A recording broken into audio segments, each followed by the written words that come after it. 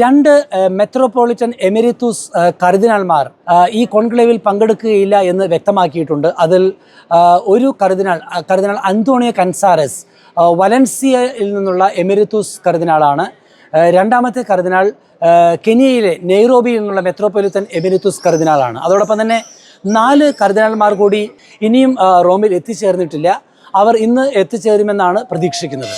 മറ്റൊരു പ്രധാന വാർത്ത എന്ന് പറയുന്നത് വത്തിക്കാൻ സിറ്റി സ്റ്റേറ്റിന്റെ സെക്രട്ടറിയായ കർദിനാൾ പിയത്രോ പരോളിൻ അസുഖം ബാധിച്ച് ചികിത്സയിലാണെന്നുള്ള ഒരു വാർത്ത സോഷ്യൽ മാധ്യമങ്ങളിലൂടെ പോകുന്നുണ്ട്.